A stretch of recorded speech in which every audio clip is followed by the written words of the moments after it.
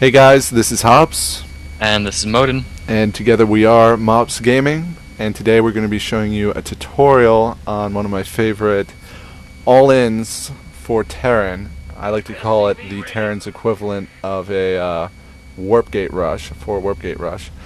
And yeah, why don't you give them the build order, Modin? Alright, so the build order for this is you want to build your first supply depot on 10, your barracks on 11, you want at 12 you build your first refinery, 15 you get your orbital command and your tech lab on your first barracks, at 16 you get a bunker, which is very important to this build and Hops will explain why later. 16 you want to get Stim, because Stim is going to be one of the major things of this build. You also get a supply depot. At 18, you build 3 barracks. 24, you build reactors on all 3 of the barracks. And you also get another supply depot. Then you want to just keep making units and not get supply blocked. Yeah, that's pretty much it. You want to keep your SCB production on full blast during this until around 18 supply, when you do throw down those 3 additional racks. And then after that, continue worker production until you're around 23 workers, 24. You want your minerals completely saturated, if not a little bit oversaturated, so you can continue producing units off of this.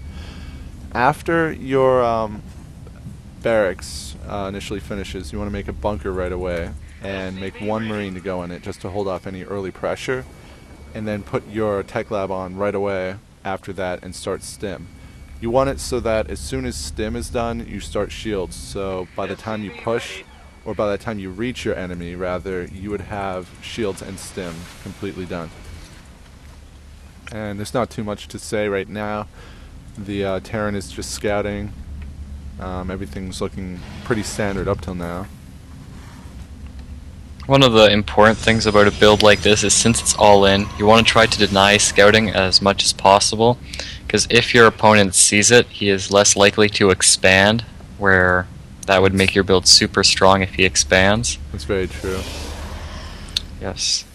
Yeah, one thing I even like to do with this build is to spread the additional racks around my base, so that if, let's say I'm against a Terran, if they do scan, they won't see all 4 racks and immediately know what's going on. Maybe they'll see 1 or 2 at most, and it'll keep them guessing.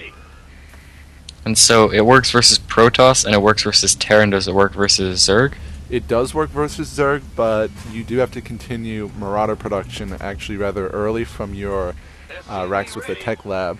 So then once, or in case they have banelings, you can pull your Marines back and let your Marauders hopefully take all that baneling damage. Alright.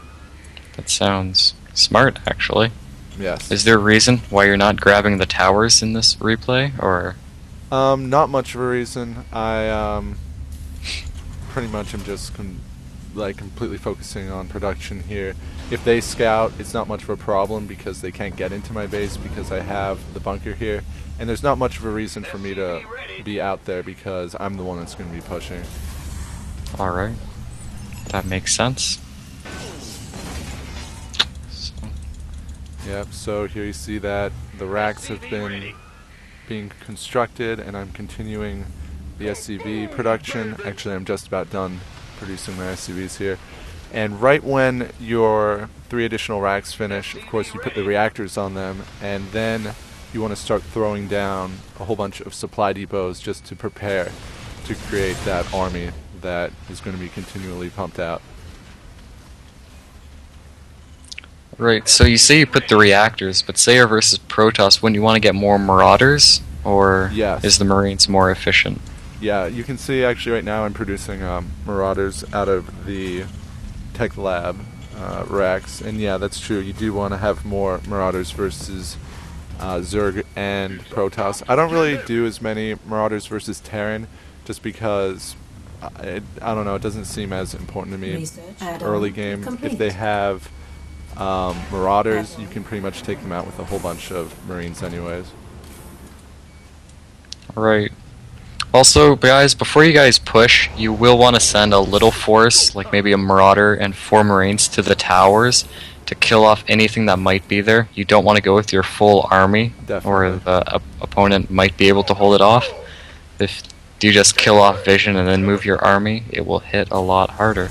Yeah, if there's any chance that you can get away with hiding something, with making your force look weaker than it actually is, then definitely get away with it, because it will help you out in the long run. Right, so here you go. You're starting to push down your ramp.